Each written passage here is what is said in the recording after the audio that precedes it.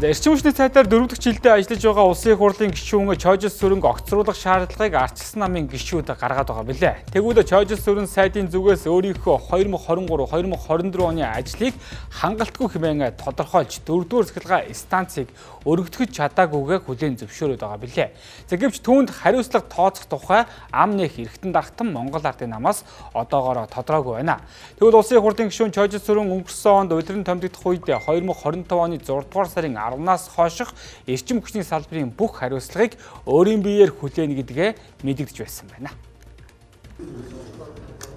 Улсын их хурлын гишүүн Чойжис Сүрэн 2022 онд эрчим хүчний сайдаар томилогдож 2 парламент, 2 ерөнхий сайдыг дамжин давхар дээлээ тайлаагүй. Тэгвэл тэрээр эрчим хүчний салбарт тулгамдсан асуудлуудыг шийдвэрлэх чиглэл хариуцсан ажлаа үнэхээр хийж чадсан уу гэдэгт өөртөө муу дүн тавьж байсан юм а.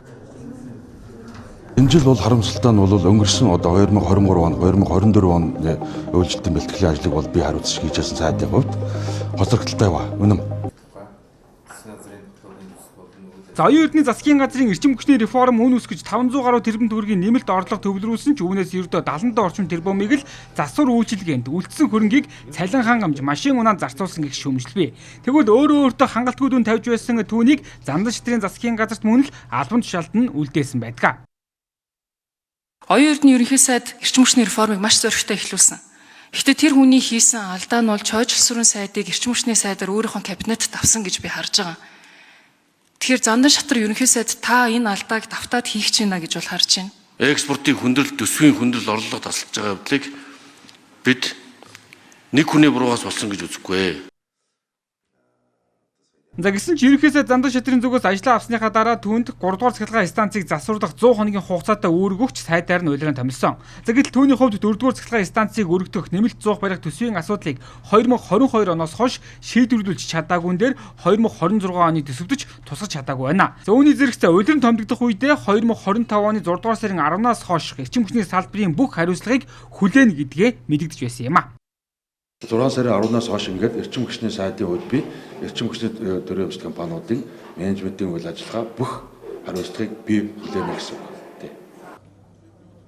Зам алдвал барьж болдоггүй гэдэг. Өнөөдрийн төвшөнд 4 дугаар цахилгаан станц тоглодож бөөрөлжүүдийн станц нь нүүрсэж чадах чадахгүйгээс чадлын дутагдалд ороод байна. За нийслэлийн хэмжээнд хэсэгчлэн хязгаарлалтууд хийгдэж хязээ хэвийн болон тодорхойгүй байгаа нөхцөлд иргэд олон нийтийн зүгээс хариуцлагын асуудлыг хөндөж эхэлсэн юм а. Харин эрчим хүчний сайд Чойжис Сүрэнгийн хувьд үүнийг өөрийнх нь эсрэг улс төржилт гэсэн тайлбарыг өгөөд байна.